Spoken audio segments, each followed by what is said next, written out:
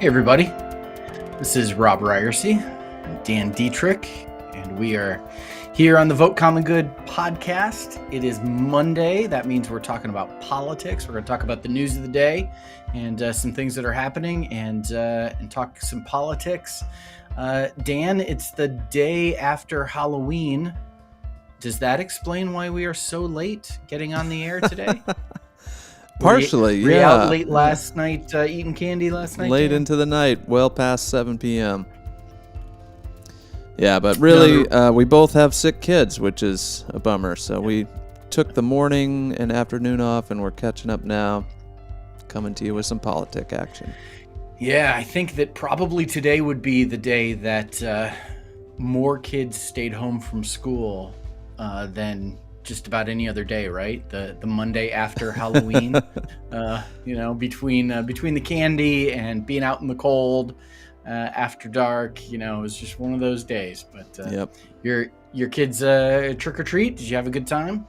We did. My daughter that's sick kind of did a few houses and then went back home, and me and the boys hit it pretty hard though. They had a real quota they were trying to reach, and yeah, fantastic. We ran out of candy at our house after about an hour and a half or so. We had just a ton of kids, and so turned off the lights like you do to indicate that you're not participating any longer. And Vanessa and I were laying in bed watching some TV, and about 9 o'clock, our doorbell rang, and there were 4 kids out there. Trick-or-treating, and we were out of candy, so I had to go into my daughter's stash of candy and give these kids candy.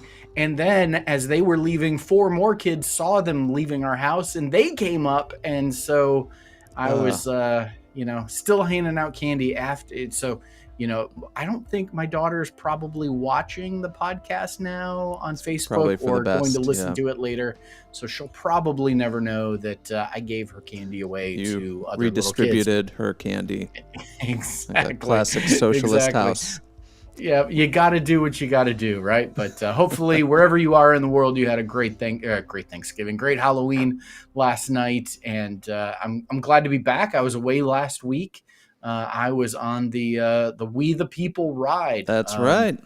Yeah, joined the team in South Texas, and was with the team through about half of Louisiana, and spent the week not on a bike, but instead I was driving one of the support vehicles. We've got an SUV pulling a trailer that every 10 miles or so stops and provides the riders with water and snacks and handles flat tires and anything else that comes up. And so I was doing that last week. Would drive 10 miles, sit and wait, and then have a flurry of activity, and then drive 10 miles and sit and wait. And it was a great time. Really enjoyed the opportunity to be a part of that. And if you want to know all about what's taking place right now, it's the We the People ride. It is happening at this point. It's a bike ride along the southern border to highlight the need for a common good immigration and border policy, and collecting stories and really having a much better understanding of what's taking place at our border, so that we can talk intelligently about it. And it's a really great effort. You can check it out at wethepeopleride.org and see all about that. If you'd like to jump in and participate, there's still time. It ends on November 14th. And in St. Augustine, Florida. Dan, are you headed back to finish the ride? I don't know yet. And be there at the end? I'd love to swoop in at the end and cross the finish line with everybody and take credit, but we'll see if it's in the cards or not. Yeah. My wife, who was on the ride earlier in Texas and for a week and rode a bike, as opposed to me, who just drove a truck, she will be heading back for the final week and is looking forward to that. And so it's a really great thing. But that's not what we're here to talk about today, Dan. We're going to talk about some politics. And there is a lot going on in the world right now. There's an election tomorrow in Virginia, where Terry McAuliffe is trying to be elected again as governor of Virginia. Virginia's got this weird law that you can't serve 2 terms in a row. It's kind of a little workaround on term limits. So Terry McAuliffe, who was the previous governor of Virginia, is now running again and running against um, um, Glenn Youngkin, who is the Republican candidate, and this is a state that Joe Biden won by 10 points, and over the years has been trending solidly blue. But it looks like this election is if the polls are to be believed, is too close to call at this point. And there's kind of a mad dash right now to encourage people to get out and vote and to make sure they're voting for Terry McAuliffe so that Glenn Youngkin does not win and bring with him kind of the Trump approach to Republican politics.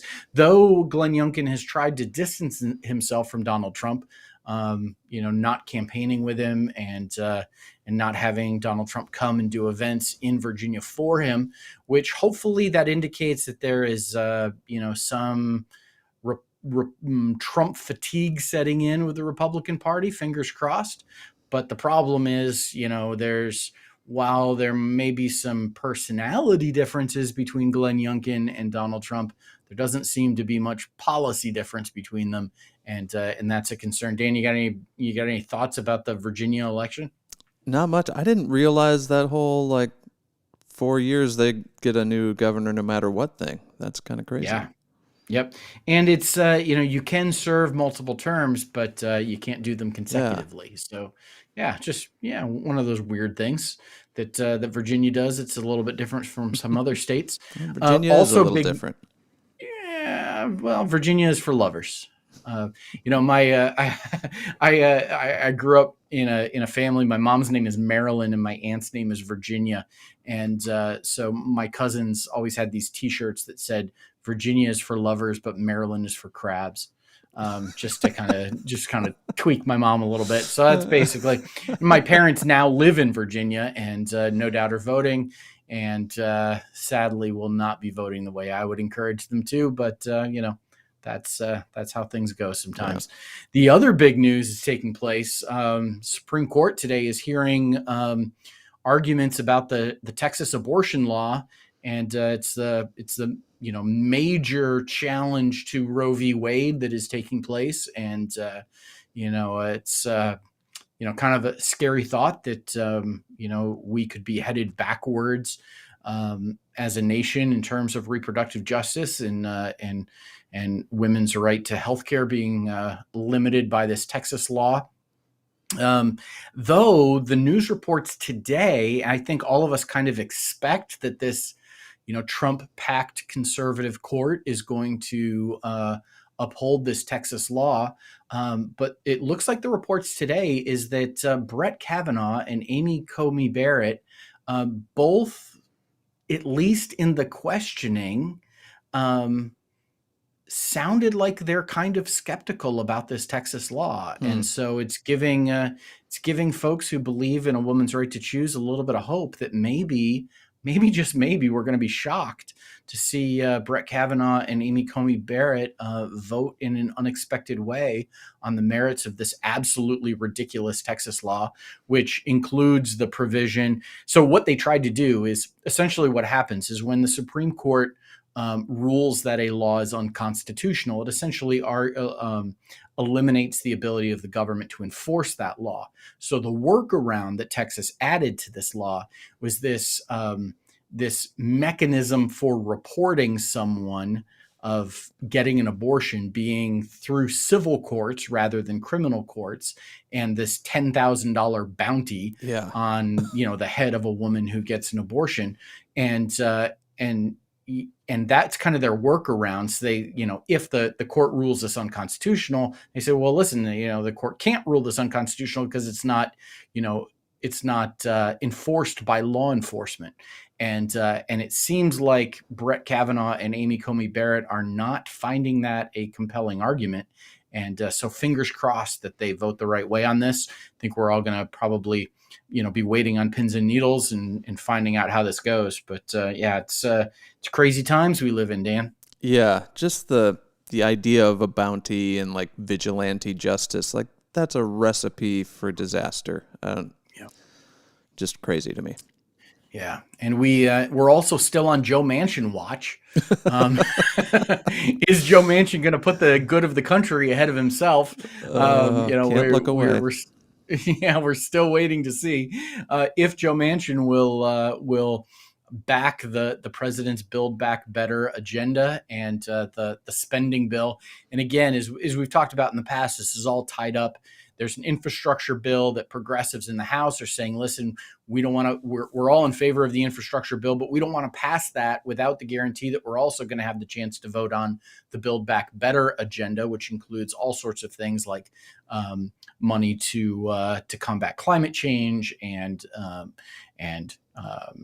universal pre-K and extending the child tax credit. There's all sorts of things. And Joe Manchin and Kristen Sinema, Republican or see, I was going to say Democrats, but I actually said Republican because that's how they've been acting, have been holding these bills hostage. A couple of things have been interesting. Ro Khanna, who is a congressman from California, one of the most progressive members of the House of Representatives, one of the original Justice Democrats, if that means anything to anybody, just to kind of put him on the spectrum of where he lands. That's the same organization, one of the organizations that is supported and endorsed AOC and Ilhan Omar and Anion Presley. There's like this, Ro Khanna is a part of that group, and he indicated yesterday that he's willing to vote on the infrastructure bill and kind of decouple it from the Build Back Better agenda, which is kind of out of step with where the Progressive Caucus has been. It's just a super frustrating thing here where we've got progressives in the House who want to move forward with two really important bills that will make a big difference in the country, that will address really needed things in terms of infrastructure and really positive kind of climate and social change. And you've got Joe Manchin dragging his feet and Kristen Sinema dragging her feet and making that difficult. And so we continue to wonder, is this going to happen? When's it going to happen? And it's super frustrating because every day that it doesn't happen, every day that this internal gridlock continues for the Democrats, as we get day after day after day closer to the midterm elections, it communicates that Democrats don't know how to govern. They don't know how to lead. They can't get their agenda passed. Yeah. And President Biden is ineffective as a leader, and it's really, really frustrating. Yeah. I don't know if you saw this, but there's a group of students doing a hunger strike, and they confronted Joe Manchin. So these kids are like literally going hungry for days. They're outside his office begging him to do something about climate change. Yeah. And he just kind of, pushes them off like, oh, make an appointment with my office. And they're like, yeah, your office won't talk to us. We're talking to you now. Why won't you do anything about this? Yeah. It's it's got to be so frustrating for folks who really went in hard with the blue wave and believe strongly that if we stop Donald Trump, it wasn't just about stopping the negative force that Donald Trump was. That was tremendously important, but also electing a Democrat president and then Democrats having control of both the House and the Senate, even if they're tight margins, and they are, that gives the opportunity for Democrats to lead and to enact some of their agenda. And it's this really frustrating thing of like, elections have consequences. And, if somebody wins, it means, that they ought to have some opportunity to implement their agenda. And it's not, certainly Republicans have been stymieing that using the filibuster. Mm-hmm. And, Joe Manchin and Kristen Sinema have been unwilling to abolish the filibuster. They've been unwilling to move forward on the Build Back Better agenda. And, it is just really, really frustrating for folks saying, wait a minute, we won these elections. What is the problem here? Yeah. Well, the frustrations don't end with Joe Manchin. Unfortunately, they go right to Joe Biden as well, and that's kind of our main topic today. Is Joe Biden made some big promises during the campaign, and a lot of people put their weight behind him to get him elected, and it's kind of easing back from some of those promises, specifically around student loans. Tell us a little Yeah. bit about that. Yeah, I've been thinking for a few weeks now about kind of drawing an analogy between Joe Biden and George H.W. Bush. I fear that there are parallels that are going to happen um, between these two presidencies, these two administrations. And listen, I campaigned hard for Joe Biden. I was a part of the Vote Common Good tour that traveled the country, putting on events and urging people of faith to support Joe Biden. I published a couple of op-eds through Time magazine to encourage both Republicans and evangelicals and even pro-life people to vote for Joe Biden.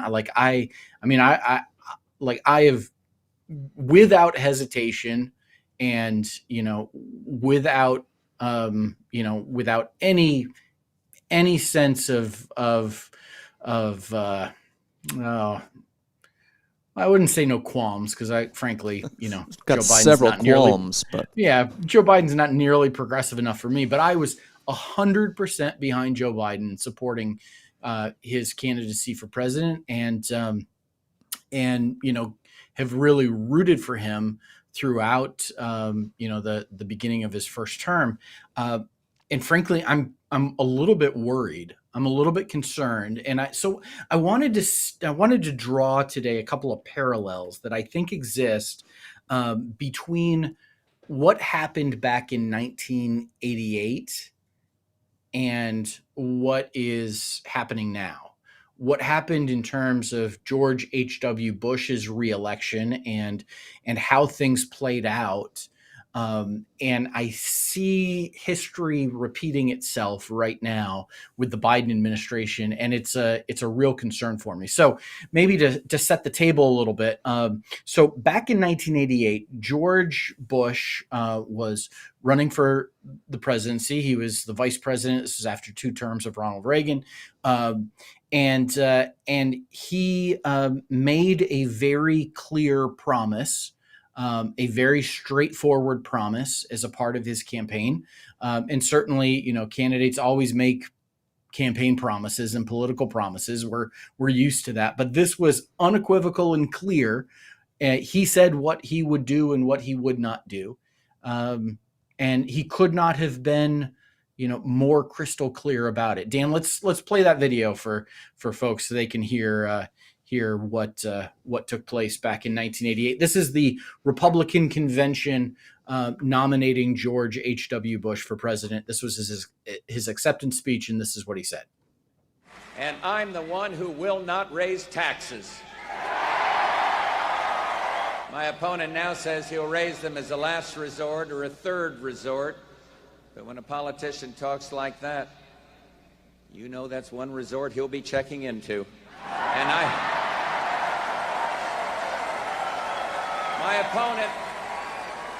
my opponent won't rule out raising taxes, but I will, and the Congress will push me to raise taxes, and I'll say no. And they'll push, and I'll say no. And they'll push again, and I'll say to them, read my lips. No new taxes.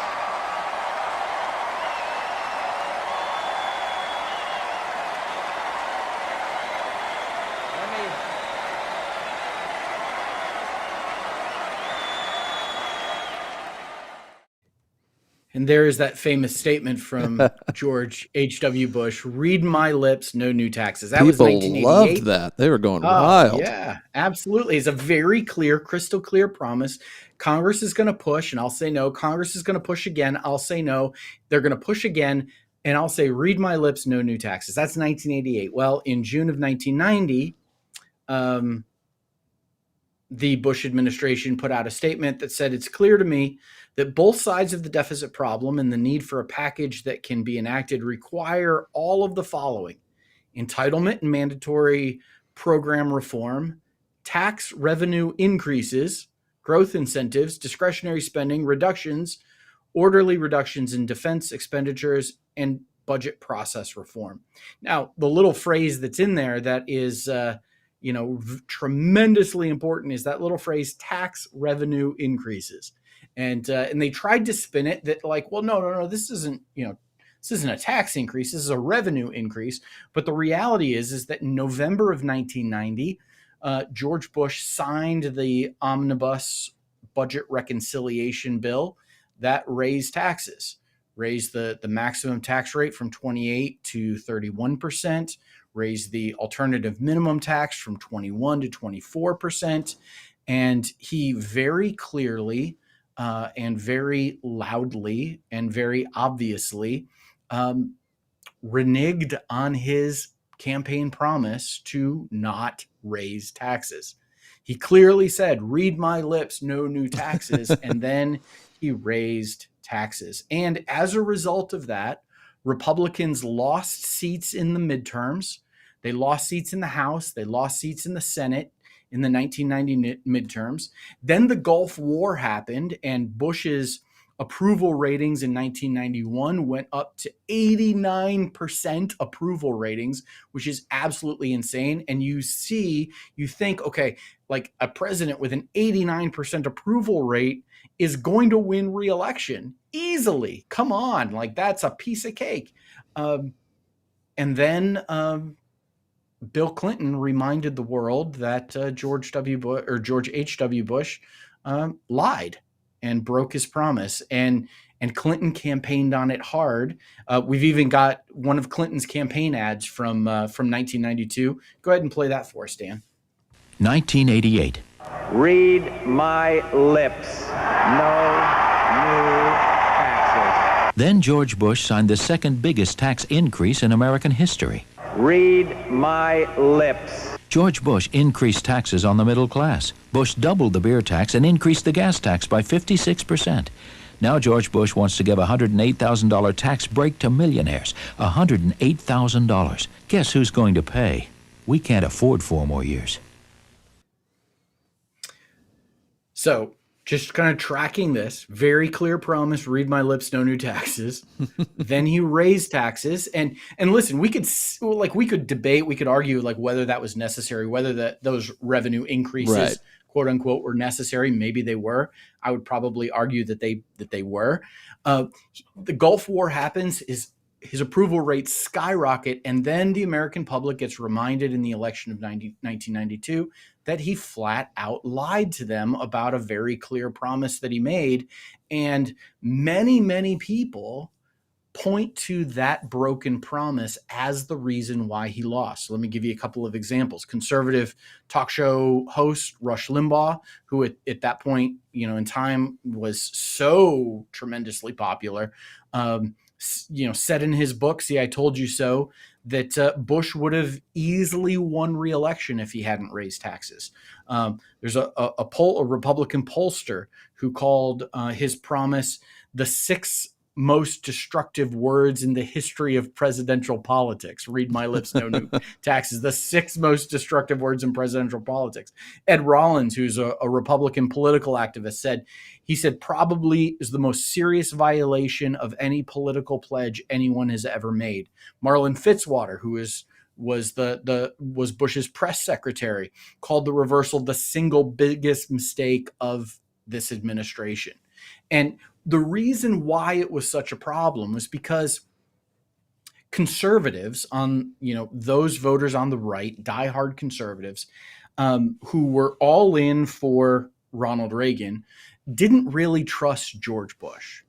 They didn't see him as a true conservative. They didn't see him as one of their own. They saw him as someone who was saying these things but didn't really believe them. they harbored this distrust of him. They voted for him because they thought he was a better choice in 1998 than Michael Dukakis, but they kind of held their nose doing it, and then breaking that tax pledge created this wedge where conservatives weren't going to support him. It opened the door for Ross Perot to jump into the race, and Bill Clinton running in kind of this triangulation way. And it was enough that, made it so that George H.W. Bush, who enjoyed an 89% approval rating a year before, lost re-election simply because he broke a very clear promise that he made. Mm-hmm. Now, my fear is that history is going to repeat itself. This is one of those things that you look at this and you go, okay, the lesson from this is if you make a very clear campaign promise, you better keep it, right? If you don't, it can come back to bite you, and do it in a really horrendous way. Mm-hmm. And even your biggest successes won't be enough to overcome a very clear broken promise. And this leads us to Joe Biden and my fear that history is repeating itself, where Joe Biden pledged on the campaign trail multiple times that he was going to address the student debt problem that we have in our country, the student debt crisis that we have, by eliminating at least $10,000 in student debt. And this is Joe Biden's words, immediately. Immediately. And just so you know that I'm not making this up, let's go ahead and hear Joe Biden talking about this.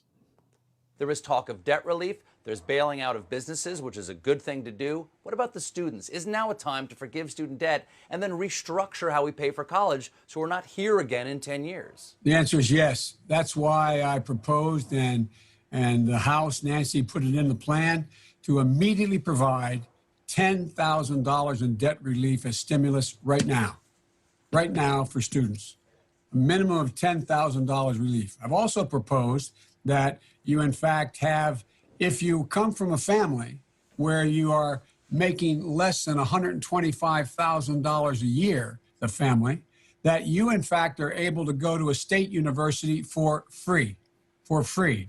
And you get debt relief for those who've gone to those universities in the last 5 years. Also, we got to make sure that we deal with the notion that people, in fact, look, I was asked to do a study when I was vice president. What are the jobs of the future? Right now, 6 in 10 jobs require something more than a high school degree.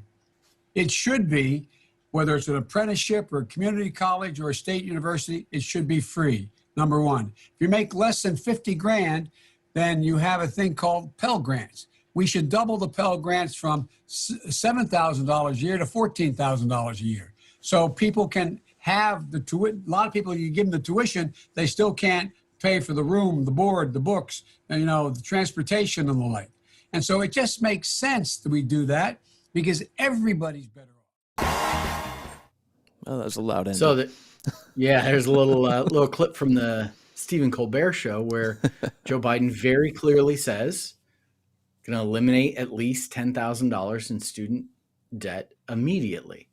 And there were other times at the point of the campaign that I don't think he personally said it, but people on his behalf talked about eliminating $50,000 in student loans. And I see Anne in the comments, pointing that out, that's actually what we need. Now, Joe Biden has made a very clear promise that he was going to address student debt relief immediately.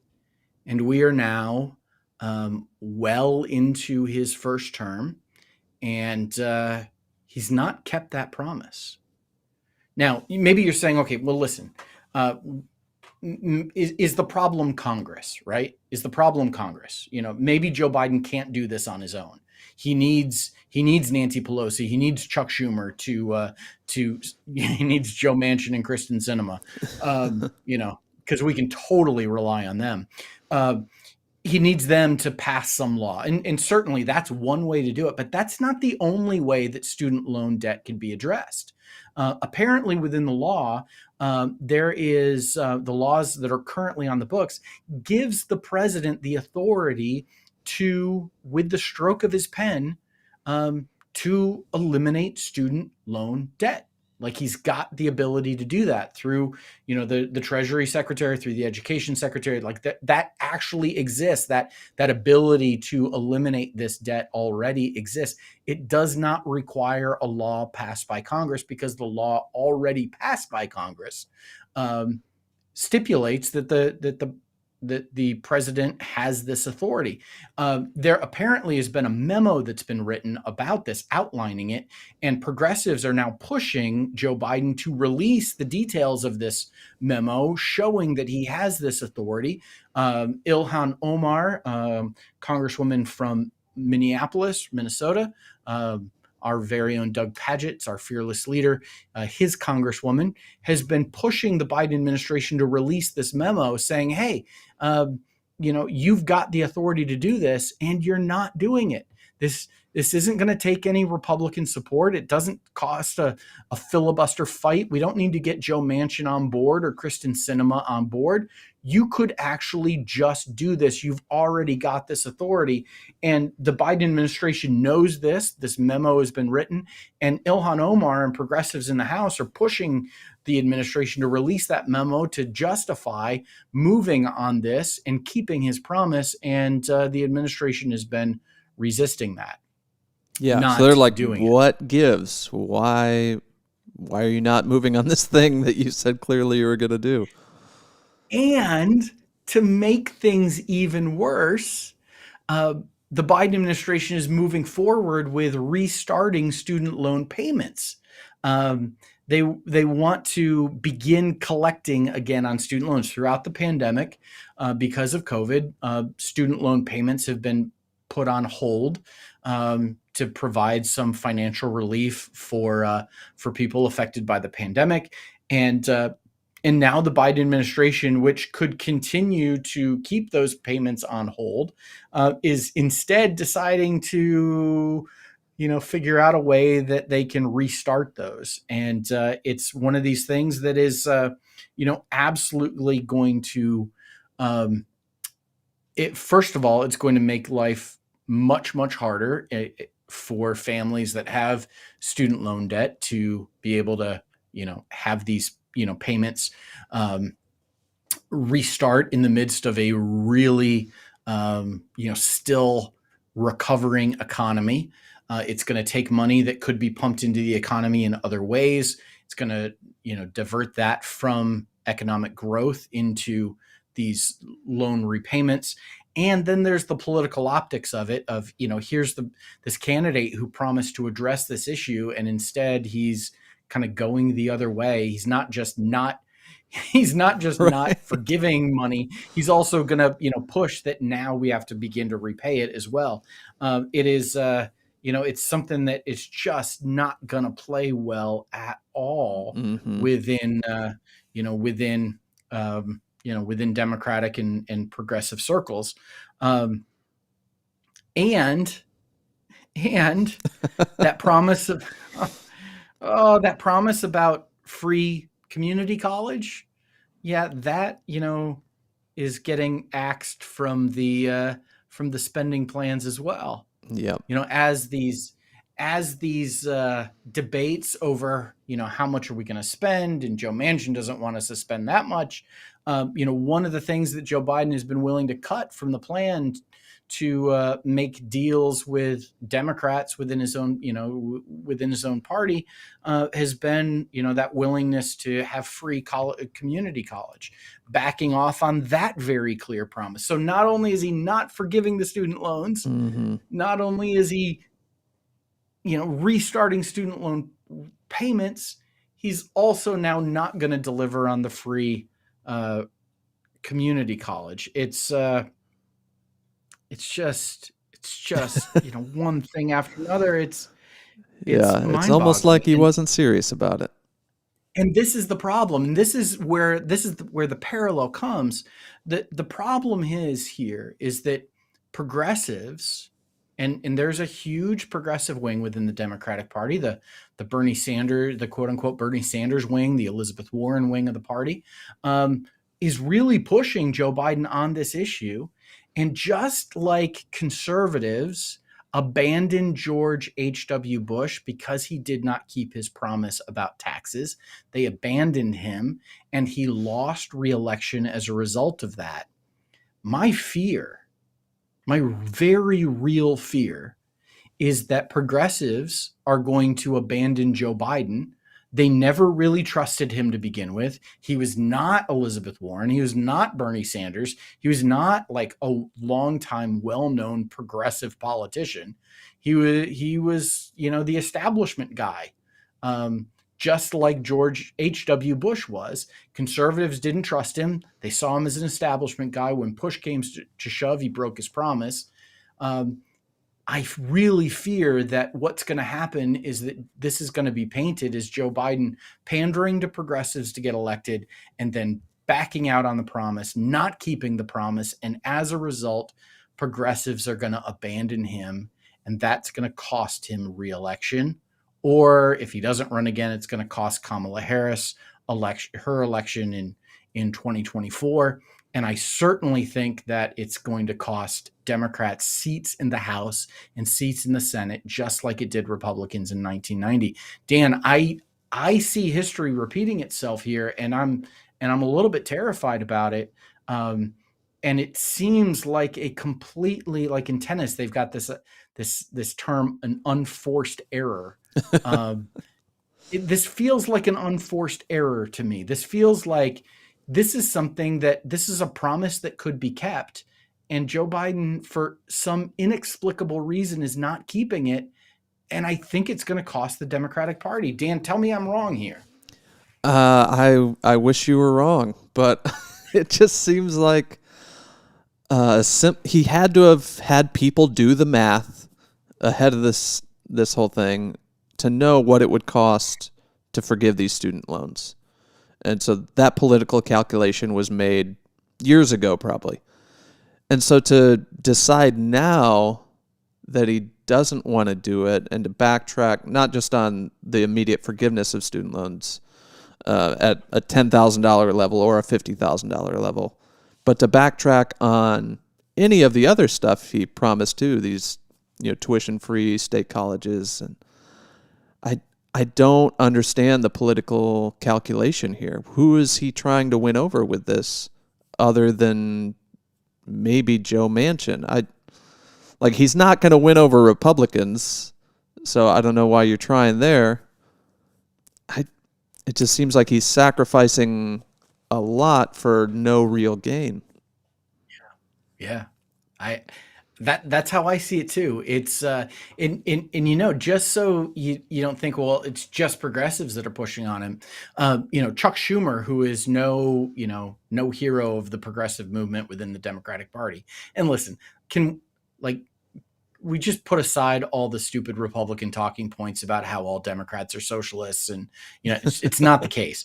Democratic Party has a wide spectrum of approaches when it comes to economics and spending, and there are establishment Democrats who are status quo, nothing will fundamentally change kind of people, and then you've got progressives that are pushing for substantive change, structural change, as Elizabeth Warren talked about, and Chuck Schumer is an establishment Democrat. He's not a progressive Democrat. He's not. But every day or every couple of days, he tweets, today would be a great day for Joe Biden to forgive student loan debt. This is a winning issue. This is an issue that would make a huge difference in the lives of students. And the Democratic base is made up of young people who care about the climate, they care about healthcare, they care about student loans, and so much of the energy that happens in the Democratic Party comes from students and young people, and this is something that will absolutely demoralize them. This could make a huge difference and motivate them to be supportive. You think about families, middle income, middle class families with, parents with student debt that they've taken on for their kids, parents that are worried about their children. This is a winning political issue. This is one of those things that the conservatives are going to, scream and yell about it, but they're going to scream and yell about anything you do. Yeah. This is a winning issue that you clearly promised you would address immediately. Yeah. And here we are still waiting. And it's I not, think, yeah. Go ahead. I was just going to say, it's not just the immediate benefits of, families not having these student loans. It's the broader economic benefits. These people are going to use that extra money each month, and it's going to go back into the economy. It's going to stimulate the economy. They're going to buy cars. They're going to buy appliances. They're going to pay for things they've been putting off because they couldn't afford it. And so it's not just a benefit to the people that will have loans forgiven. It's a benefit to the people that have small businesses and will see their businesses thrive because of it. And maybe we could say, okay, listen, Joe Biden will be able to overcome this. And in 2024, if he's running against Donald Trump, or he's running against Ron DeSantis, or he's running against Nikki Haley, or whoever he's running against on the Republican side, he'll be able to overcome this. He will have beaten COVID, and he'll be super popular because of that. He will have, revived the economy, and he'll be super, super popular because of that. Maybe eventually an infrastructure bill will get passed, and, he'll get a bump in approval ratings because of that. Listen, George H.W. Bush had an 89% approval rating because of the Gulf War, less than a year before the election. And that was not enough to overcome not keeping a simple promise that he made. And Joe Biden, if you're listening, do you listen to our podcast? Mr. President, please keep your promise. Eliminate $10,000 in student debt. Eliminate $50,000 in student debt. Don't restart these payments. Keep your promise about free community college, and move forward in a way that will make a difference in the lives of so many Americans. Yeah. You can do it. Please do it. You said you would do it. Please do it. It feels to me like the future of the country, and I don't want to be like overly dramatic or not, but it feels to me in so many ways that the future of the country is dependent on Joe Biden keeping this promise. And I am beflummoxed about why he hasn't. And it'd be different if he was like crushing it on climate change and making strides on immigration reform. But that's all stalled out too. So it's like, what do progressives have to look forward to here? Yeah. Yeah. I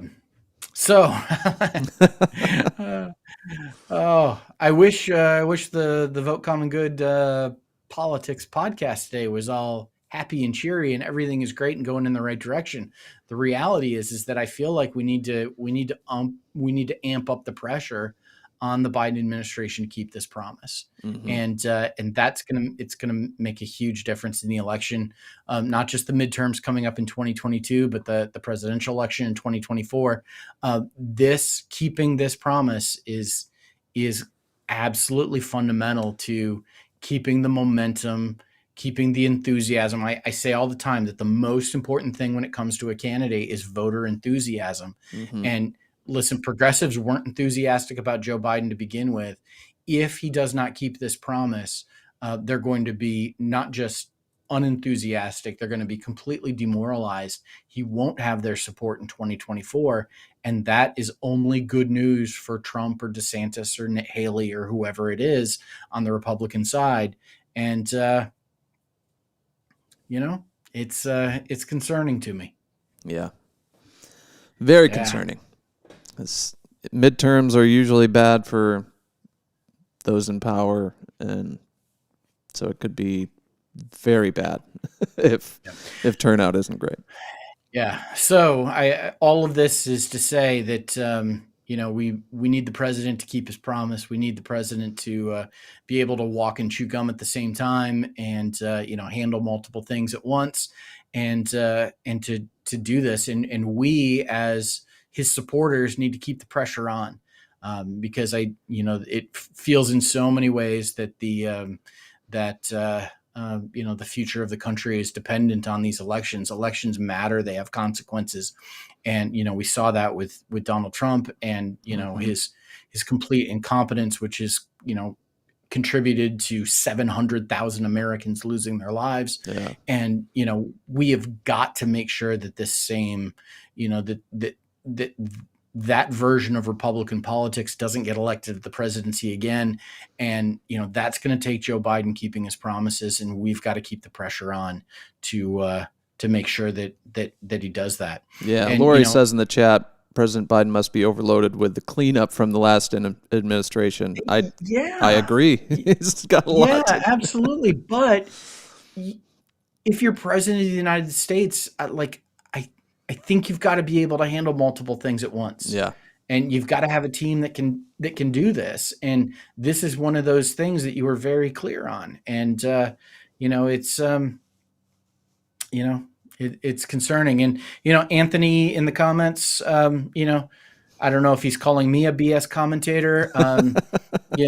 So Anthony's not on board with this idea. I don't know if that means that Anthony, supports Joe Biden and loves everything he does all the time, doesn't think this is a big deal, or maybe Anthony thinks, I'm a socialist, and and advocating for student loan forgiveness is some kind of socialist plot. All I know is that Joe Biden clearly made a promise, and we're waiting for him to keep it, and I really, really hope he does. Yeah. So listen, on that happy note, the Common Good podcast will be back tomorrow with the Faith team. Yes. What day is it? Wednesday with no. Tomorrow will be a report from the road with the We the People ride.